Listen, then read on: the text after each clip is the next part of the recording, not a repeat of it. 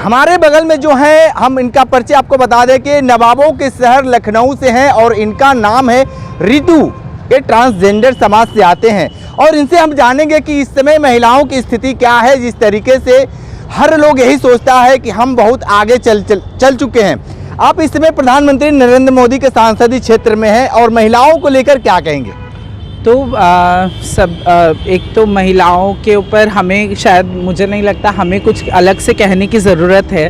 सरकारी आंकड़े जो हैं, एनसीआरबी का डाटा बोलिए, महिलाओं के प्रति हिंसा के मुकाबले जिस तरह की घटनाएं आ रही हैं, पर ये भी बहुत ज़रूरी है बात रखना कि जिस तरह की खबरें आ रही हैं वो मीडिया में, मेन स्ट्रीम मीडिया पे, ये जो उच्च जातीय अडानी अंबानी के ख़ानदान वालों की जो मीडिया है, जो बिकी हुई मीडिया है, उसमें कितना दिखाया जा रहा है। अभी आप देखिए, परसों नरसों में एक घटना कानपुर में हुई है, इतनी विभत्स कि 2 लड़कियों को जिनका यौन उत्पीड़न होता था ईंटा भट्टी की, उनको मारकर उनकी लाश जो है वो पेड़ पे लटका दी जाती है। इस तरह की कईयों घटनाएं, एक नहीं कई घटनाएं जो है लगातार सामने आ रही है। लगातार हाथरस का मुद्दा जो है वो अभी भी चल रहा है, उसमें भी न्याय नहीं मिला है।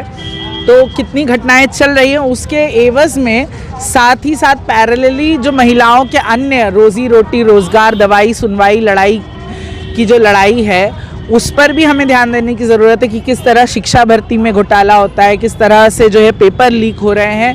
भाई, लड़कियों को कितने कम अपॉर्चुनिटीज़ मिलती है, कितनी कम जो है उनको जगह मिलती है कि वो बाहर निकले और निकल कर जो है वो कोई कंपटीशन, भाई बाप भाई की मिन्नतें करती हैं, पैर पड़ती हैं कि मुझे पढ़ने दो, 1 साल और शादी टाल दो, और मैं इस साल निकल जाऊंगी, और पेपर लीक हो जाते हैं। इस तरह से एग्ज़ाम ख़राब हो जाता है, डिले हो जाता है।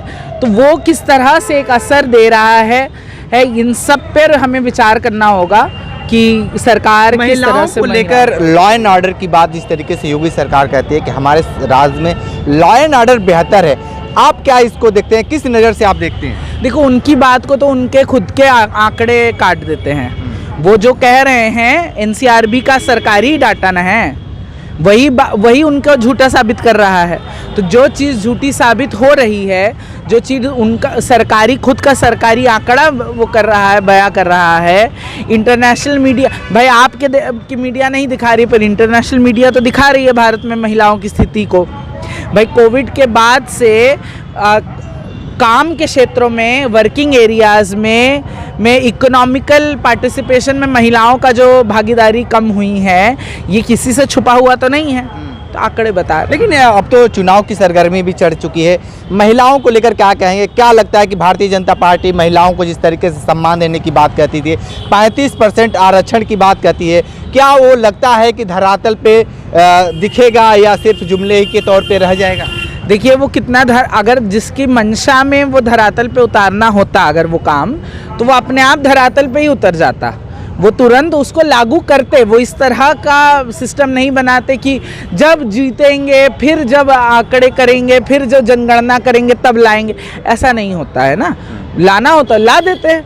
और दूसरी, देखो, सर्व समावेशी जब तक नहीं होगी, भाई औरत भी, हर औरत नहीं एक जैसी है ना। अब स्मृति ईरानी बैठकर संसद में कह रही हैं कि पीरियड, माहवारी में जो है महिलाओं को छुट्टी की ज़रूरत नहीं है, पर स्मृति ईरानी किस तरह की महिला है, उनके घर में कितने नौकर चाकर हैं, उनका ड्राइवर, उनका दरवाज़ा तक खोलने के लिए उनका ड्राइवर आता है। हाँ, और एक मजदूर महिला का जो संकट है, वो एक दलित महिला का जो संघर्ष है, वो तो स्मृति ईरानी जी नहीं समझेंगी।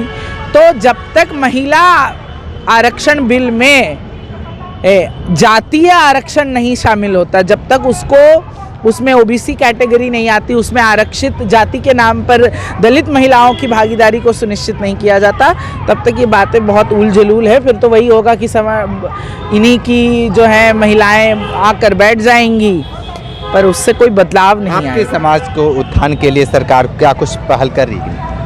तो अभी ऐसी कोई पहल दिखाई तो नहीं दे रही है।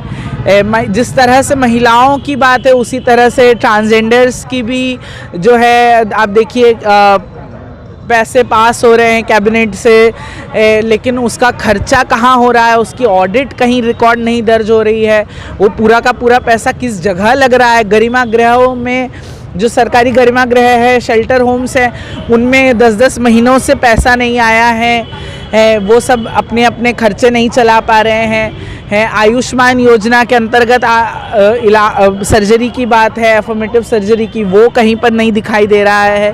तो ये तो है कि भाई आप वादे हैं, कागज। सवाल ये, आखिरी सवाल आपसे यही है कि आप ये बनारस में आए हैं, सांस्कृतिक नगरी है और नवाबों के शहर आप रहते हैं, क्या कुछ डिफरेंट देखने को मिल रहा है और जब से ये मोदी सरकार आई 2014 से?